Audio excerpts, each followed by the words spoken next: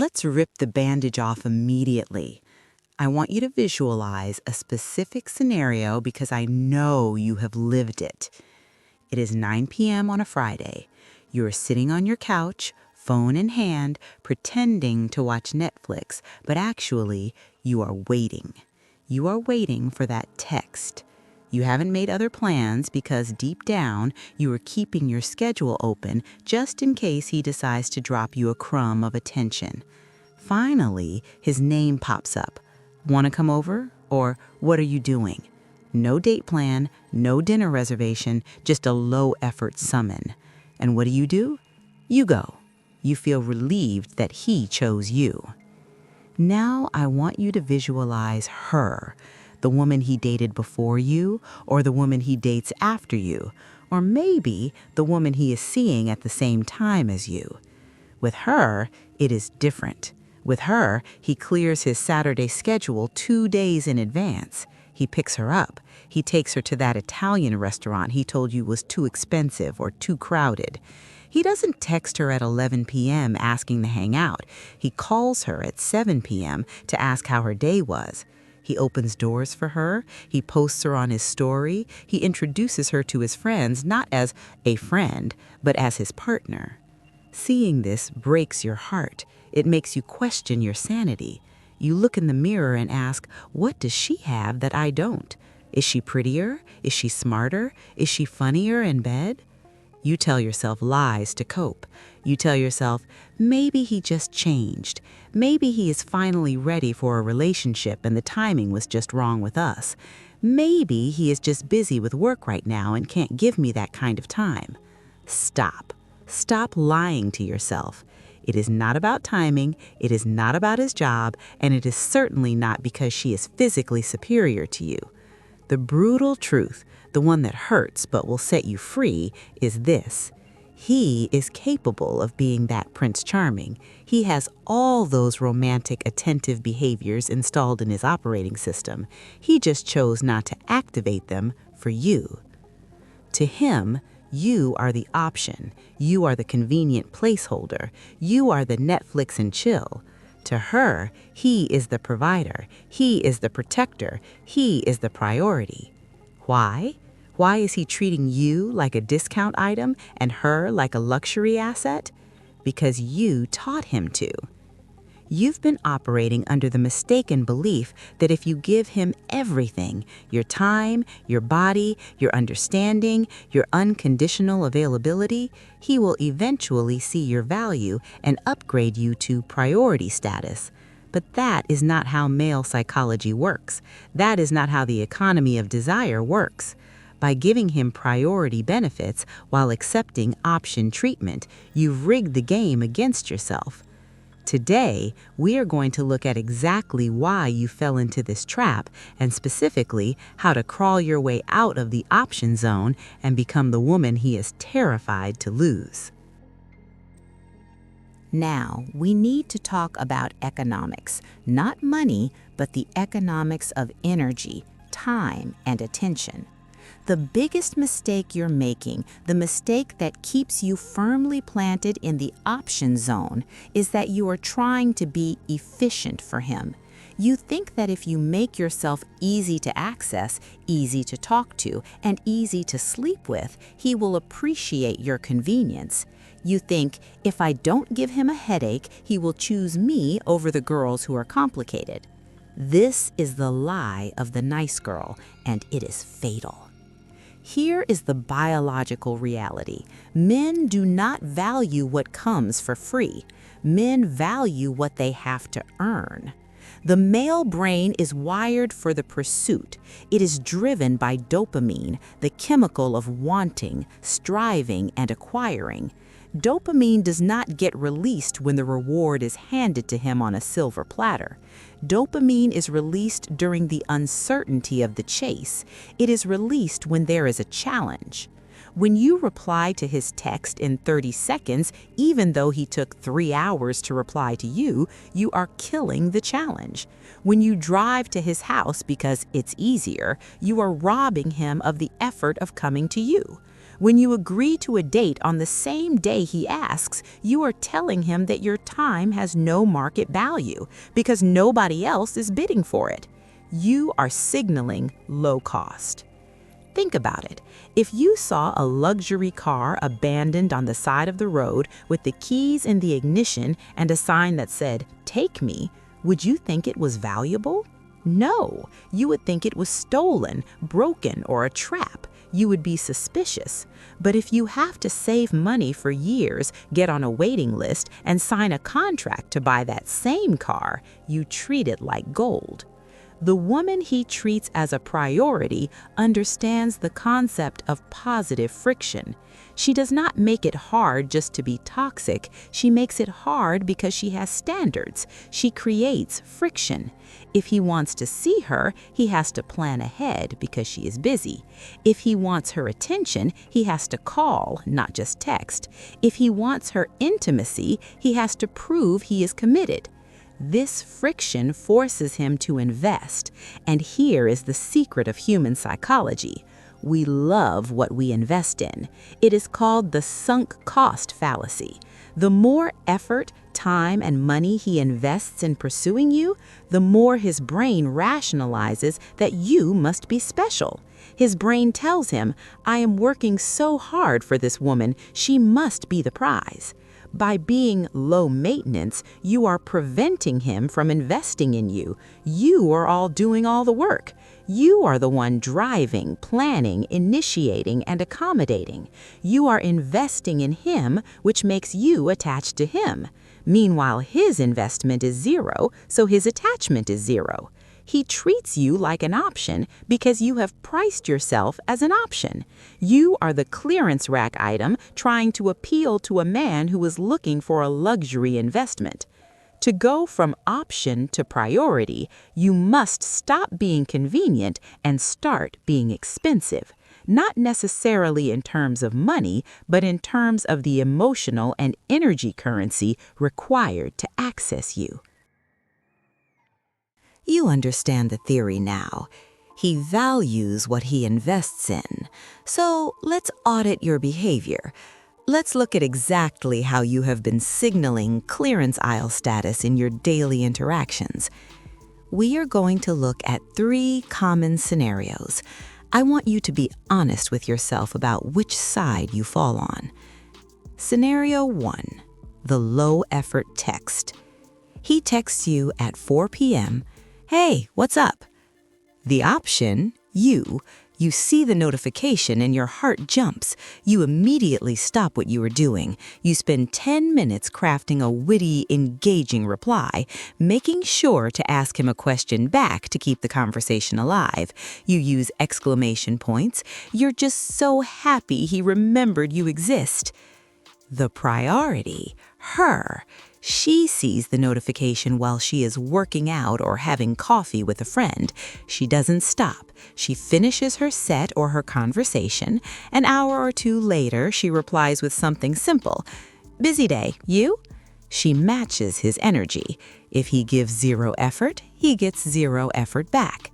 She isn't afraid the conversation will die. She knows if he wants to talk, he will come with something better than "What's up?" Scenario 2, the last-minute invite. It's Friday afternoon. He texts, "I'm going to be in your area tonight. Want to grab a drink?"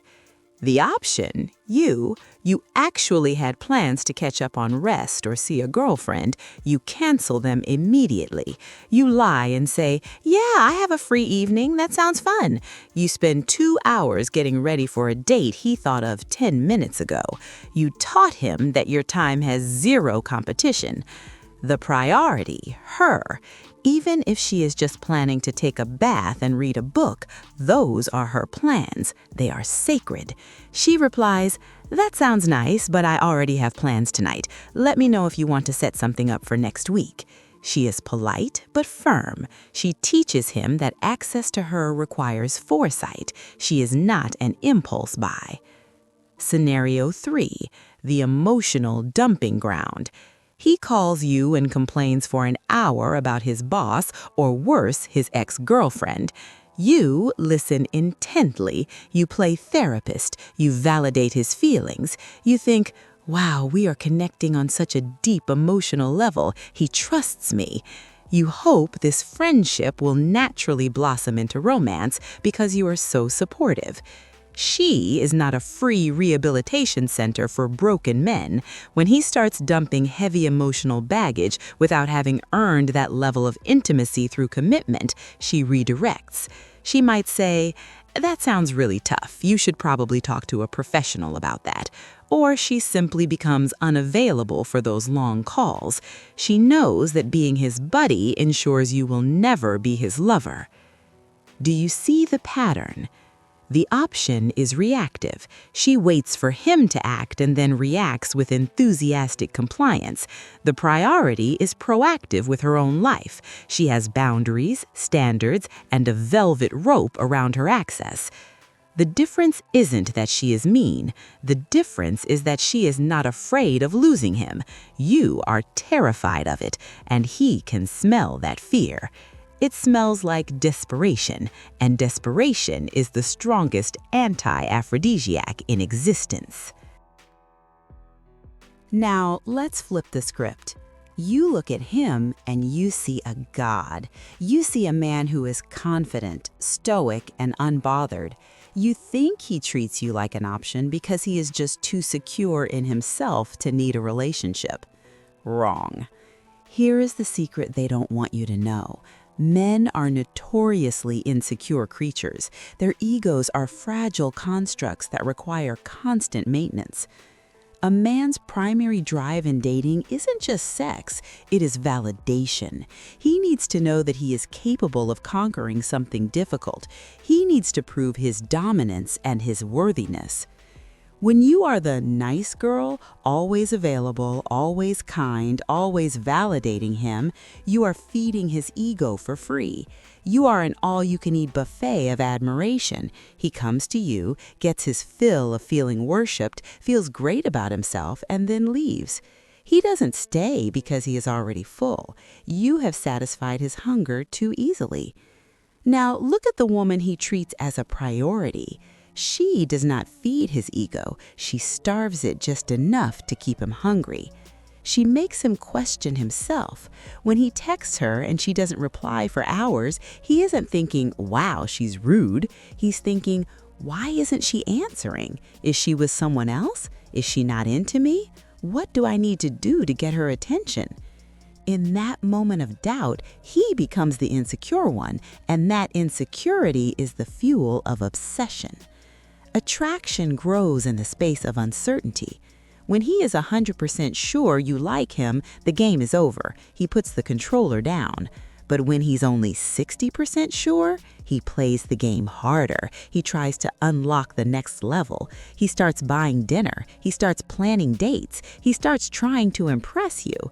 He treats her like a priority not because she is better than you, but because he hasn't won her yet. He is still auditioning for her approval.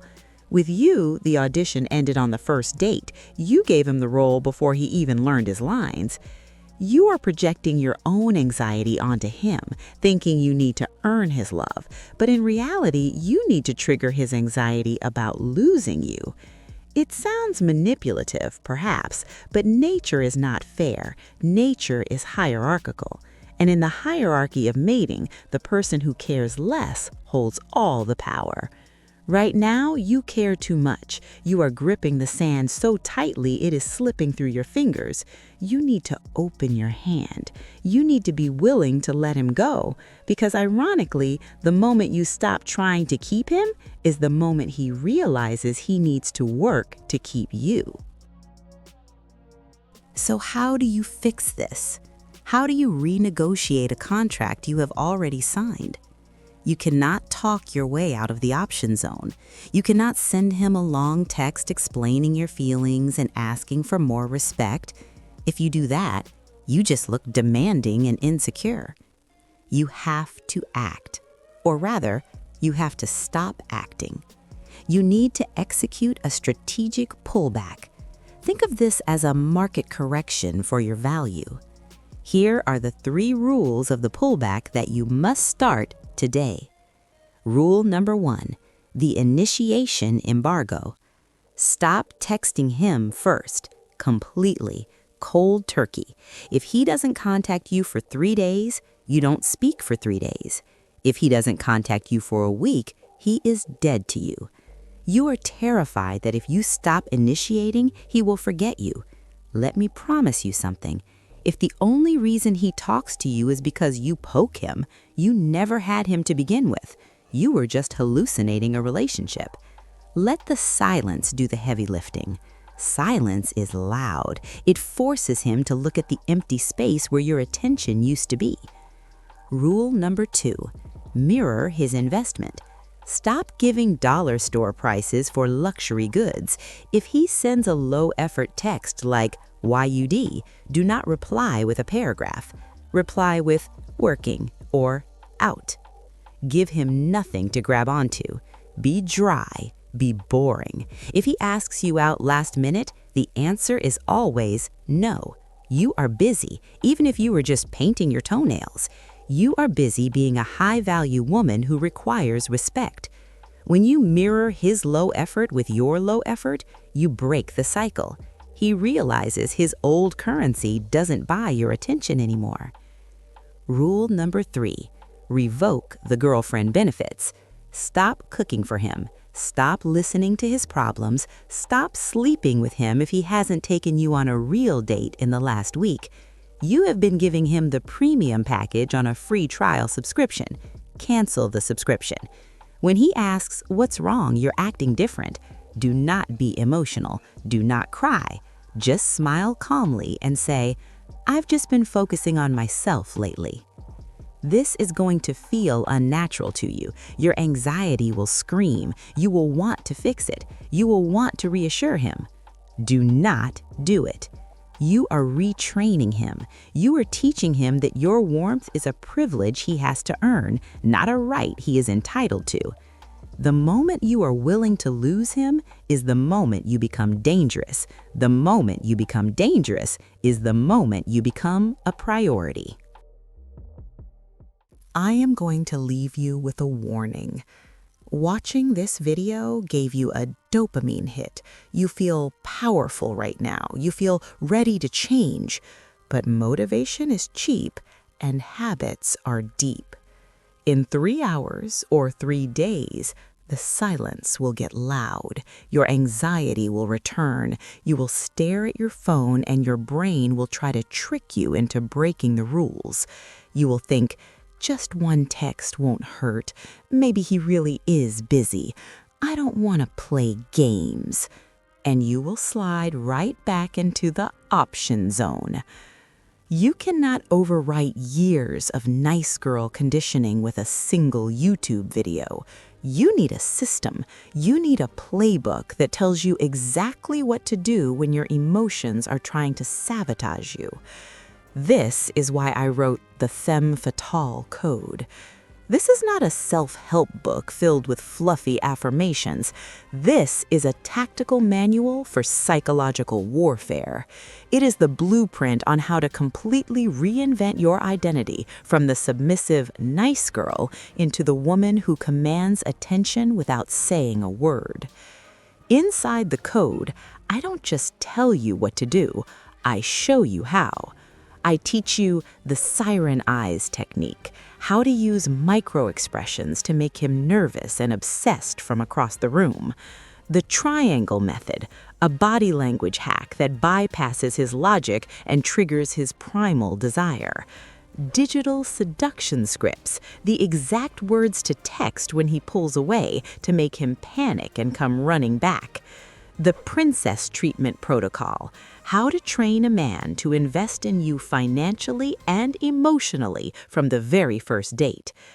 You have a choice to make right now. You can close this video, go back to waiting by the phone, and continue begging for breadcrumbs of affection from men who do not deserve you. You can stay the option. Or you can decide that today is the death of the nice girl. You can download the manual, learn the strategies, and become the woman he is afraid to lose. The link is in the pinned comment below. Stop waiting to be chosen. Choose yourself and let him earn the privilege of being part of your life. I will see you on the inside.